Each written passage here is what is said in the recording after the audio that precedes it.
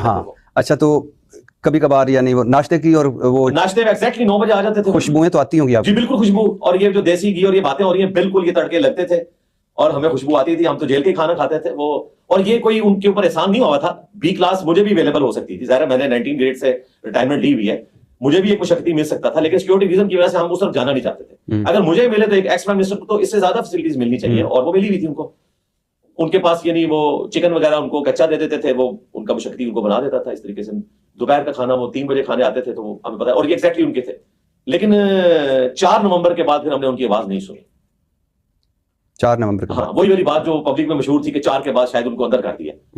تو چونکہ میں ٹی وی بھی دیکھ رہا تھا تو مجھے بھی خدشہ پڑا کہ کوئی ایسی حرکت ہوئی ہے. لیکن پھر وہ وہاں پہ ایک بندہ کو ڈیوٹی پہ تھا, میں نے اس سے پھر ریکویسٹ کی کہ یار مجھے یہ ذرا کنفرم کر کے بتاؤ. تو اس نے کہا نہیں وہ اب دوسری طرف بیٹھتے ہیں کیونکہ دھوپ اس طرف ہوتی ہے, اس لیے وہ ادھر جا کے بیٹھتے ہیں. اچھا اب اس طرف نہیں بیٹھتے.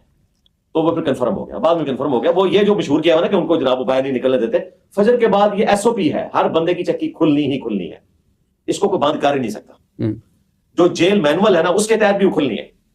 یعنی چاہے اس نے باہر نکل کے مشقتی سے پولیٹیکل گفتگو بھی کرنی ہے تب بھی وہ چکی ضرور کھلنی ہے, اس کا رائٹ ہے. یہ مسئلہ ان کو یہ ہوتا ہے کہ باہر گفتگو نہ جائے, یعنی یہ کوئی سیاست کا ہیڈ کوارٹر نہ بنے. یہ میں ان کی بات کروں. تو یہ دھوپ کی وجہ سے گئے تھے کہ آپ کی وجہ سے دوسری طرف؟ نہیں میں نے تو بات اونچی آواز سے کرنی نہیں ہوتی تھی, نہیں نعرہ مارا ہو شاید. انہوں نے وہ تو میں نے ایک اچھا, تو کوئی یعنی کبھی کوئی خاص جملے نہیں, کوئی خاص بس یہی ہاں اگر میں وہاں سے آواز ان کو لگاتا نا تو وہ سن سکتے تھے, لیکن ظاہر یہ ان ایتھیکل ہوتا تو میں نے جیل کا کوئی پرنسپل توڑنا تو نہیں تھا.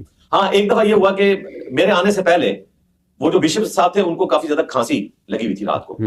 تو وہ رات کو پھر خان صاحب کو آواز آتی تھی, تو وہ انہوں نے بشپ صاحب نے خود بتایا کہ جی آپ کے آنے سے کچھ عرصہ پہلے میری چکی انہوں نے یہاں سے شفٹ کر دی تھی, کھانسی کی وجہ سے خان صاحب کو رات کو نیند نہیں پڑتی تھی, تو اب میری کھانسی بہتر ہے, تو آپ آئے ہیں. تو وہ چکی خالی کروا کے ان کو دوبارہ وہاں پہ شفٹ کر دیا. پھر ہم 3 لوگ تھے, باقی جو ہمارے ساتھ جتنی چکیاں تھی 8-8 9 لوگ تھے. آپ ذرا امیجن کریں کہ وہ کیا مچھلی بازار بنا ہوتا ہے.